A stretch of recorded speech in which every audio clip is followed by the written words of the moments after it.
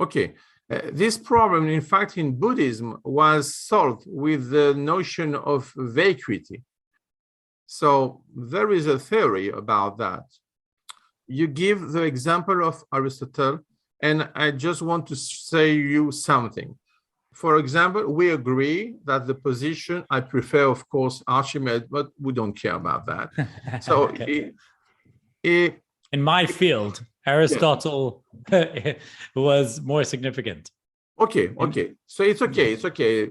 But I mean, when he puts his stone, okay, imagine though that it was significant, okay, very important.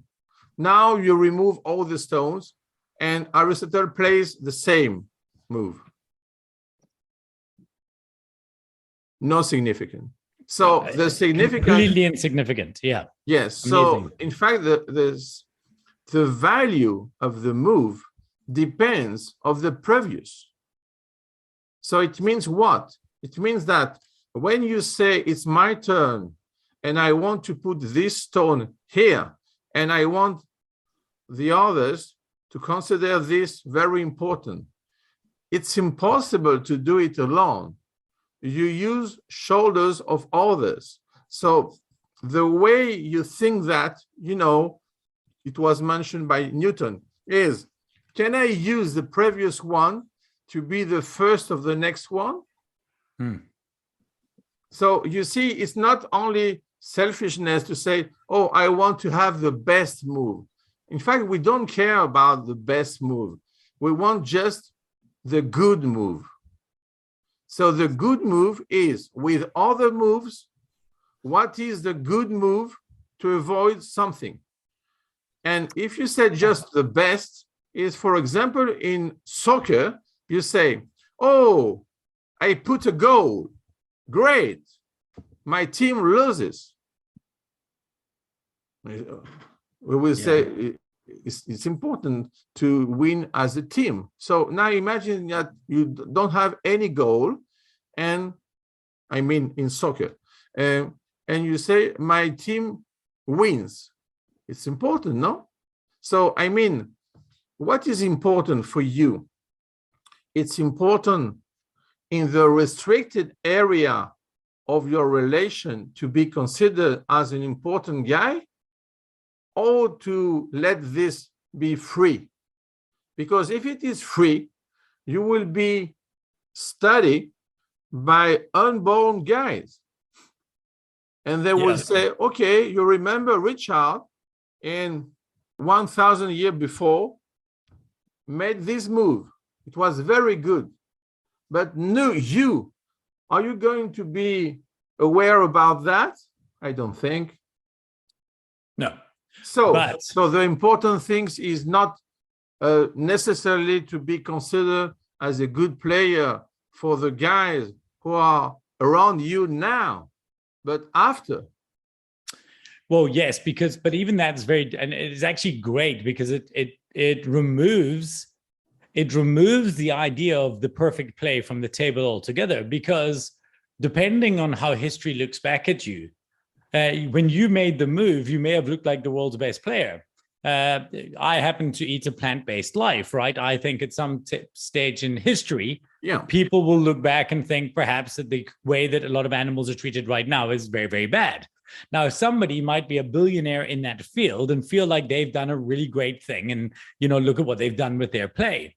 But history may not look back at them in the same way. And the way we see this play out is history looked at many people 100 years ago as, you know, having played such significant moves in their turn that they built them a statue. And 100 years later, they tore them down again. Yeah. And so so there's a few things that I loved about what you said. And actually, the one is so freeing. The first is that we cannot dictate whether our move is going to be a fantastic move or a terrible move. It actually just says that what we have to do is to try and play a good move. And what you realize is, yes, humanity is playing a game, but let's say humanity was playing against a mirror humanity. What the winner is actually the team that has the highest percentage of good moves. It's not about who has the few great moves. It's about the most consistent good moves. Yes. So now you realize as a human, Actually, the beautiful thing is your victory condition is very, very simple. It's not play the best move. It's simply play a good move. Make your life a good life. Play a good move and add to society in the right way. And that's actually very liberating because it takes the burden away from you to feel that you have to excel in some way that is unreasonable. Yes, that's the point. And I mean that the game is history. Yes, the game is absolutely history. So you have only one player and he is mankind. He have time and he's playing only one thing, history, not present and future or past, but history, because we have to write down what are the moves. And you see that, okay, so we agree. Totally. And again, every move, if we sit down to, my favorite game is a game called TAK, T-A-K, well worth checking out. I think you'd love it. And yes, but the only, my state is highly dependent on the game state. So I can have a perfect move. In fact, the way most people lose at TAK is that they play ahead. So what happens is I plan the road that I want to build. I can see how my pieces, I know what my next 3 moves are. The problem is that I played that entire thing in my head in absence of your next 3 moves. And so what happens is I get so excited about my big winning move on the next turn that I forget that actually your move that you're just about to play has changed everything.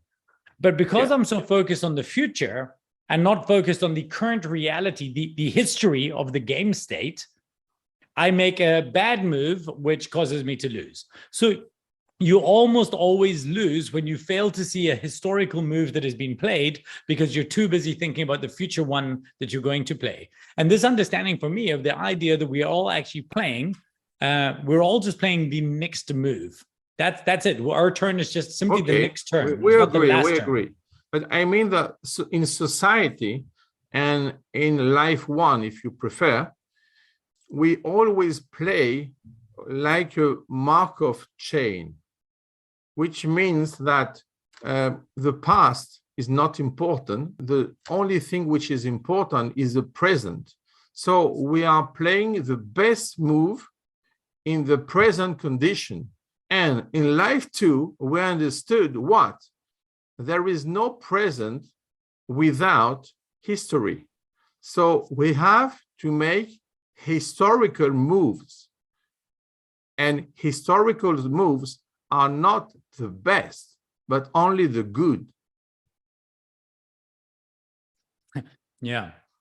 Yes, I can see why. I can see that as a state. We talk about in technology, they refer to infrastructure inversion. Yeah. That technology isn't interesting until such time as something else happens. So Facebook was designed, and people, or let's say right now we live in a world with cryptocurrencies and things like that.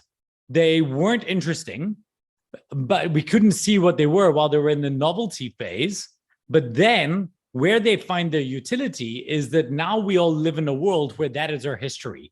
So we're now all able to build on the foundation of the technology that was invented yesterday. And I guess that's what our job is simply to do, if I'm understanding correctly, that our primary role in life is less defined on how high we stand on the shoulder we've climbed upon, but on who is able to climb upon our shoulders in the future. Yes, yes. So it's adding to the tapestry of history is more important than anything we do.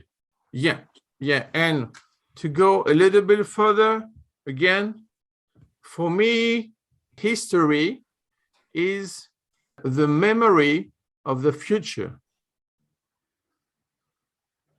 History is the memory. How do you mean? Of course, yes, because right now history only exists because the future is remembering the past. History didn't exist at the time in history, absolutely. So the definition of what we are living right now, the good move is the good move for the memory of future. Yes. And after many years, you will say, oh, it was a good move. So the strange thing is that, in fact, we defined our present with the memory of future. So in this concept, we need to know many things before to use them and to realize that we are on the chain of these events. So if you decide in life too that you are a dot, a vertex in a network with only one player in the game of history, which is defined strategically as the memory of future, you can define your goals and you can say, okay, this is possible, but maybe it's easy. Can I try something which is impossible? So you remember that with Lygeros and AlphaGo, he played only one time to win. You remember? It was the stone of the god. And they said that the computer loses only one game, okay? And then he learns. Yeah, no. It was worse than that, Richard. In fact, when they saw the code, this move was possible for 1 in 10,000. But the programmer, the computer guy, said, okay, we don't use it. But when they put the scratch version, AlphaGo 0, he never made this mistake. Because he said, even in 1 in 10,000, maybe it's possible to do it, so I should study it. So I mean that in this area, if you are defined from 0 without any restriction, and you said freely, I don't play against one player, this player. I play with humanity. I play in this frame of work. And this means that what? You know, maybe sometimes we said in chess, I have a book with the best plays I do with someone, okay? And for example, Fischer, you know, very famous guy. The important thing is what? Is to win Fischer or to be in his book when he wrote, this is my best 64 parties in chess. And then you will see that even if you are Neichdorf and you lose with the Neichdorf defense again Fischer, it's very impressive because you put a very big stone and the other guys climbed on your shoulder and said, okay, I can do even more just for humanity. Not for me, not for you, but we are cooperating to make something which is a gift and at the end a legacy for the next guy. And the legacy may go to, so in your Fischer analogy, I mean, if you think about, so let's go back to Aristotle for a second. Yeah. Aristotle and rhetoric, the value of rhetoric, of course, was that we understood that argument was the basis of all learning. So it makes you think that what makes actually Aristotle so great is not the quality of Aristotle's mind, but the quality of opponents he chose to argue with. So how much value, like, did the opponent who you would think, like, you know, lost the argument in the traditional sense of the word argument with Aristotle, but actually the value to humanity isn't one loss. It was the fact that they played that game at all. Yeah. Because only by playing the game, by being that game of significance, was, so while in the meta game, because now that's all that it becomes, like your life, there's small meta games, but you realize that's not your game. The meta game is uninteresting. The meta game is actually simply a move and a play that allows a larger game to advance. And when you start thinking about it like that, it actually does make the insignificance of life all of a sudden feel like it has so much more potential for significance. Yes, But remember that we have the tactical level, the operational level, strategic level, high strategy level. Okay, for me, the point at the level of one human being is if the move at the tactical level can help something at the high strategy level. And this is a good definition for the tactical level, because sometimes maybe the good move is only a sacrifice. So at the level of tactics, it's a very bad move, but at the level of high strategy is the only one to save the goal. Right, except that we can only behave tactically then, because if you're playing historically, okay, so in let's say in the game state, if we're playing historically, then we can only play tactically based on history. That is tactical. Strategy is based on the future, but what we're now realizing that in the game of life, we actually cannot take a fundamentally strategic view, because it kind of goes back to that old story of, you know, the man with the horse. So, you know, what is it good? Is it bad? Yes, but Richard, we agree. But you remember, history, it's only the strategy of the past. And strategy is only the history of the future. So there is no so big opposition. They are complementary. And if you get the 2 points, you will feel the harmony of the both. Yes, but the idea is in order to play... You said yes, but you mean no. No, I mean, yes. The idea that what I realize, and again, this is if I'm understanding you correctly, is that the most strategic move is actually a tactical one, because understanding that the strategy will be written in the, you know, whether the move is strategic will be written in the future, the only basis we have is if I want to play strategically, what is the best tactical move I can make now given the history? So we are doing a reactionary move historically based on the historic state we find ourselves in, as opposed to a pro-actionary move, a strategic move there. History will decide if that move was strategic, but the life we're living is actually tactical. Yes, but this means that it's meaningful to have a good move at a tactical level, because it's up to each guy to do this. I mean, each guy can do something important. The important thing is not to say it is important, because the importance will be defined by mankind. Your role is to play something, but the way you play it is all the time. You have to keep in mind the future and the memory of the future. So you don't play just to finish something, but to start something. And this is possible for every people. That's why, for me, philosophically, it means that the game belongs to mankind, but every man can do something in this game which is important. Completely agree. So it's beautiful, because it does. A lot of people worry that why. I think what the nice thing is it takes away this whole obsession people have with purpose. You know, which is why a lot of people go to religion, because they feel that I need to have a purpose. I need to do this. But you realize actually your purpose is relative. Our purpose as humanity is relatively simple. Is just make a better move. Like just feel that you're making a move for good. And so if you live a good life, you're technically, you know, to the best of your ability, you're technically fulfilling the mankind purpose that is required of you, is you're making a movement that progresses humanity in the right direction.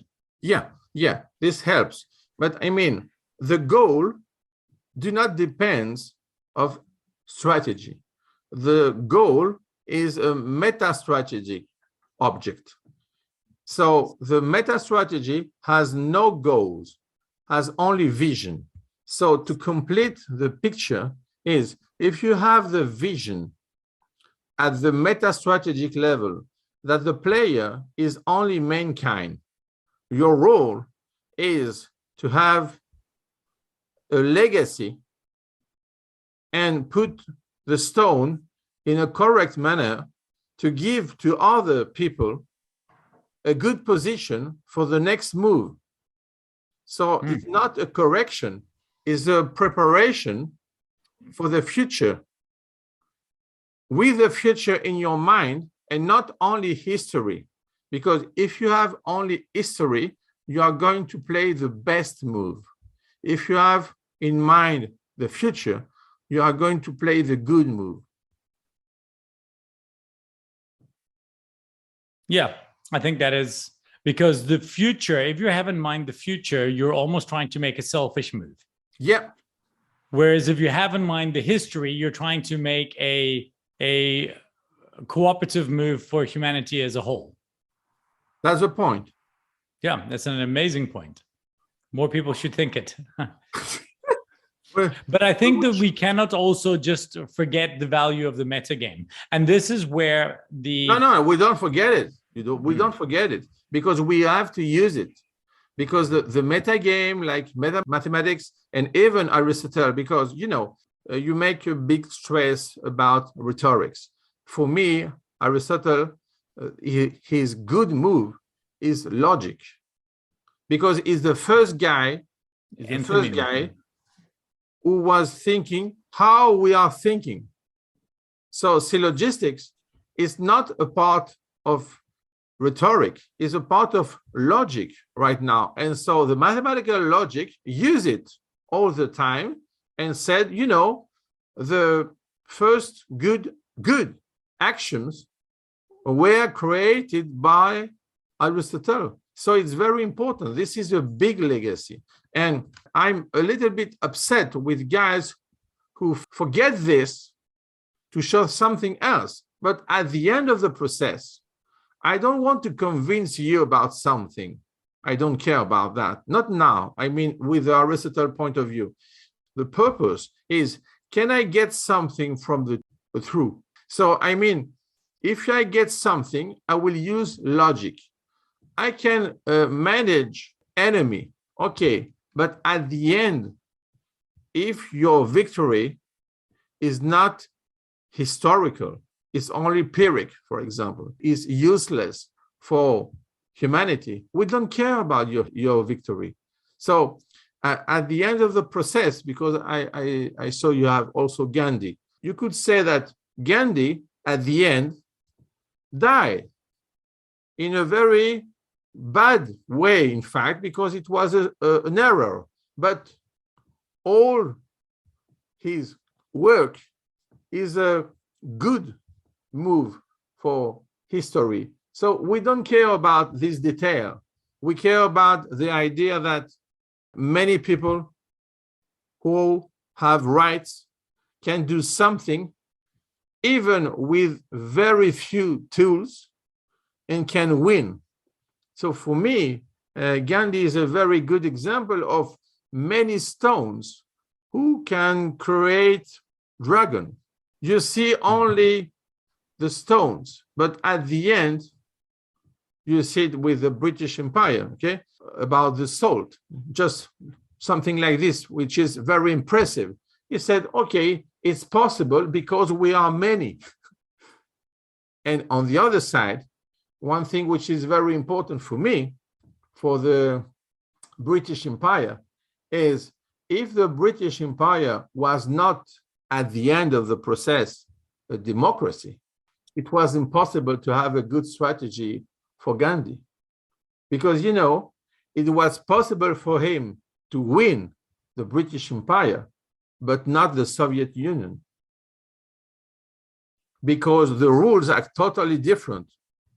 At the end of the process, the British Empire was playing a fair game. So at the end, there is a recognition, okay, you win. But for the Soviet Union, it was totally different. Because when you see something like this, I mean, like the revolution in India, with many people with a lack of big tools, it was impossible. Because they don't care.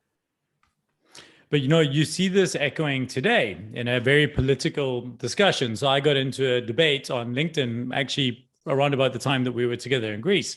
And the debate was about a social group that had been created in an industry body. And this group had LGBTQ plus people, it had women, and it had people of color. So basically, it was a categorization that was everybody except for straight white men. And I debated this as being not a good strategy. And the argument that came back to me is that, but these people do not feel safe around me. And what I presented back is I said, well, actually, the only reason that you're allowed to attack me in this way is because we live in a state in which you are safe to have this attack. Yes. You would not be able to have this discussion in Rwanda or in some places in the Middle East or around Africa because you do not have the freedom. So or in North Korea. Or North Korea. So we apply tyranny to actually people that have allowed us, and I don't want to say that I've allowed something, but in states, like you said, the British Empire that allowed Gandhi to separate. But, like we remember Gandhi and you talk about his death, but, how would Gandhi be remembered if he lived beyond 47? That's when the states of Pakistan and India were formed in the vacuum of the British leaving. Maybe then his activism would have been seen in a completely different light based on that state that existed, because then the British Empire had removed itself from that play. And in fact, I would argue, there's a whole other discussion, that the way they removed themselves from play so abruptly is actually what has created this tension that exists today even.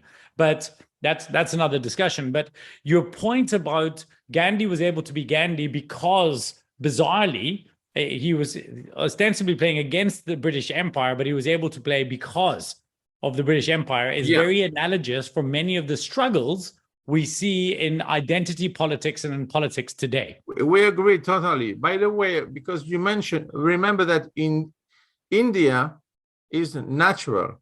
Pakistan is not natural. That's why we got at the end Bangladesh. Okay. Well, it was split, because it was east or north or south or east or west. I think it was east and west, but it was not a split.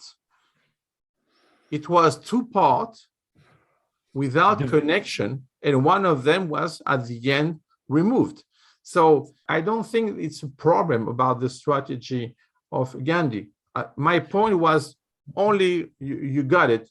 It was only that a good move in any game is in fact defined by if the game is fair or not. Yes, but if we go to, funny enough, this India thing again, if you look back historically at the move of the British Empire to leave the occupation of India, you could look at it with if you just looked at the very basic play, you'd say, that was a good move. They did a nice move. They moved. But actually, the way they moved by just removing themselves, by removing themselves from play, they created a lot of the tensions that caused the current state to exist. Had they actually stayed in play a little longer, actually they could have managed how India and Pakistan managed, because there's obviously a religious divide there as well, and how that would have been, and maybe, because it's not completely beyond the realm of imagination that there's still some sort of big battle game to be played between those two states, right? I think we can agree that this is not finished. And I think, but it could have been, had it been. So what would, some people would think was a good move. Actually, I think the history might show it to be a very bad move. Although in the 50s, 60s, and 70s, people would have looked at it and said, this is a good move. For example, you can take the Commonwealth. The Commonwealth, at the end, for me, is a metagame. And is a very good game at the level of the transformation of the British Empire to United Kingdom. I just want to say this about the example as a paradigm, is maybe the good way to play it was in fact to create the Commonwealth. We don't have to see only the local problem, because maybe at the local level you can say, oh, there was a problem, there was a battle. We agree. But at the end of the process, when you see all these problems, when you see the battle of Churchill against Nazi, against communism, all that kind of things. Okay. And at the end, you see that United Kingdom is still here for many reasons. You can, I know also the French case. It was a very big loss for France. I mean, when you compare the British Empire with the French Empire, I think the good player was the British Empire. So maybe because you're also in South Africa, you see it in a different way. But for me, the importance of the both is, do you make the rule with democracy? Because, when we say we play a fair game or not, this is metagame. So, for example, you can define some games which are impossible to play in a fair way and say, okay, I don't care, it's a game. We use this in strategy because sometimes all the players are not rational. So we cannot, for example, we cannot use game theory. We can use only theory of power. But the point at the end of the process is, even when you have a war and you have antagonism, do you have in mind that the only player is mankind? Because we see it with the nuclear powers. At one stage, we said that, we can destroy 200 times the whole Earth. It was incredible and very stupid, but we did it also. And after that, we made some change in USA, SSSR, and all these things, I mean, right now, we are more conscient. And for me, the life one for mankind stopped with the atomic bomb. And for me, the life two starts at that time. After internet, we came to life three. But I don't want to start this. That's a whole other discussion that we could get into. Yes. And you know what? I think a lot of these things, did you ever remember hearing the story about the Chinese premier that was went to visit Richard Nixon? And the kind of famous quote is that they were having a conversation. They were talking about the French Revolution. And the minister was asked, the Chinese minister was asked what he thought about the French Revolution. And he said, it's too early to tell. And of course, this was hundreds of years later. And I think that's what some historians say he wasn't referring to that. But actually, I think he may well have been, because if you imagine he takes a Go philosophy to it, then that was exactly the case. Yeah. If we're talking about the metagame of the French Revolution, then you could say it was a good or a bad thing. It was a good thing that it happened, and in the metagame was a good thing.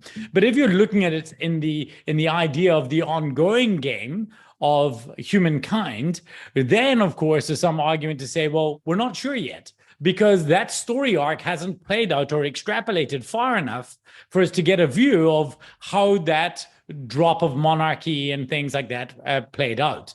And I think that is interesting. And I guess the point that I think as well is that is maybe worthwhile thinking about, just when you talk about this idea of, say, destruction of humanity with nuclear bombs, actually it makes you think that, is the term humankind even not too narrow?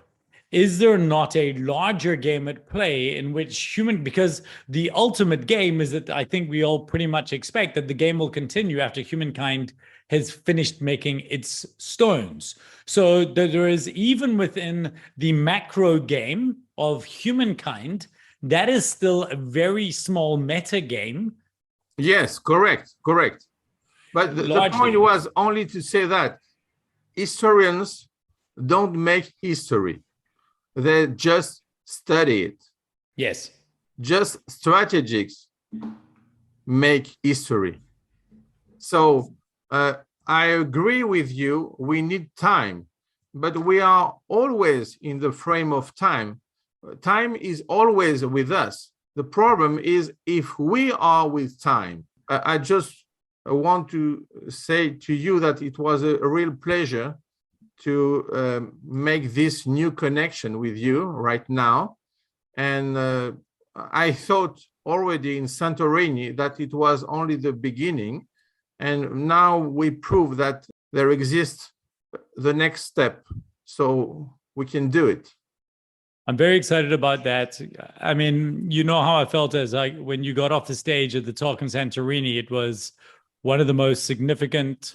It was the idea of MetaJoy was one of those. I was two humans: the human before I heard that concept and the human after, and that's why I just had to come up and chat to you. I engineered my way into your lunch table just so that we could speak. And the impact of your talk and the amount I've been thinking about it has been amazing. And so even just for me, the privilege of getting to continue this conversation and connection is very, very significant. And I look forward to having. It's an honor for me. So thank you. More. Thank you. Thank you.